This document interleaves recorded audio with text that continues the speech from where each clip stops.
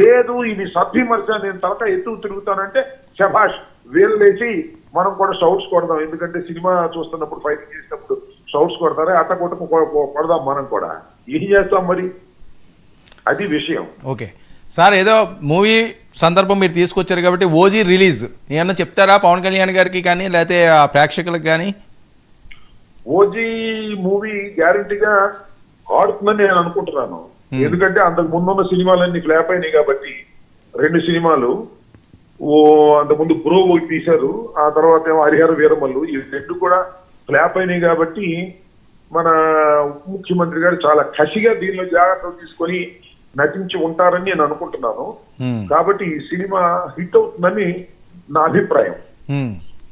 ఏనా ముందస్తుగా కూడా నా కోరిక. శుభాకాంక్షలు తెలుపుతారా పవన్ కళ్యాణ్ గారికి ముందస్తుగా? డెఫినెట్ గా సూపర్ డూపర్ హిట్ అయ్యి దానికి అద్భుతమైనటువంటి ధనం రావాలని ఈ సందర్భంగా నేను కోరుకుంటున్నాను.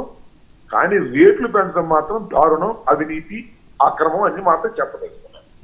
సార్ నిన్నేంటి ఓజీ దాంట్లో పవన్ కళ్యాణ్ గారు కత్తి పట్టుకున్నారు, అది విపరీతంగా వైరల్ అవుతుంది, మీ కామెంట్ ఏంటి? ఏమో నేను చూడలేదు. కత్తి పట్టుకున్నటువంటి ఓజీలో ఏదైనా పట్టుకుంటాడు, ఏమన్నా బాంబు కూడా పట్టుకుంటాడు. మా సినిమా క్యారెక్టర్ లో ఏదైనా పట్టుకుంటాడు, కత్తి పట్టుకుంటాడు, బాంబు పట్టుకుంటాడు, కారుని ఆకాశంలోకి ఎత్తేస్తాడు. ఇవన్నీ సినిమాలో. నిన్న స్టేజ్ మీద సార్, నిన్న స్టేజ్ మీద ఖుషి తర్వాత మళ్ళీ నాకు ఆ ఊపు వచ్చింది అంటున్నారు ఆయన. అదంతా ప్రమోషన్, దాని గురించి మనం ఏం కామెంట్ చేయలేము.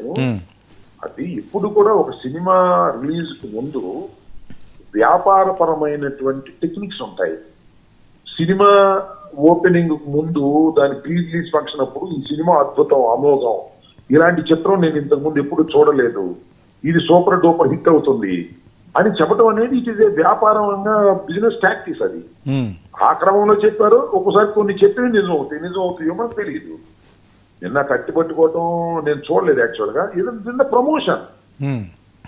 ఆయన నటించినటువంటి చిత్రాన్ని ప్రమోట్ చేసుకునేటువంటి కార్యక్రమం, ఓపెనింగ్స్ బ్రహ్మాండంగా వచ్చే కార్యక్రమం. దాని లాంటి నిర్మాతలు పెట్టుబడులు పెట్టిన వాటికి అధిక లాభాలు వచ్చే బాధ్యత కాబట్టి ఆయన చేస్తున్నాడు. ప్రమోషన్ లో అది ఒక అంతర్భాగమే తప్ప ఆయన కత్తి పట్టుకున్నా, బాంబు పట్టుకున్నా, కారును ఒంటి చేతితో లేపినా, ఒక్కసారిగా 100 మందిని కొట్టేసినా అదంతా ఇదే ప్రమోషన్. ఆ ప్రమోషన్ లో అది గొప్పగా చెప్పుకునేటువంటి కార్యక్రమం. ఈ సినిమా ఆడుతుంది చెప్తున్నారు. మంచిది, ఆడాలి అని మనం కోరుకుందాం. Thank you so much.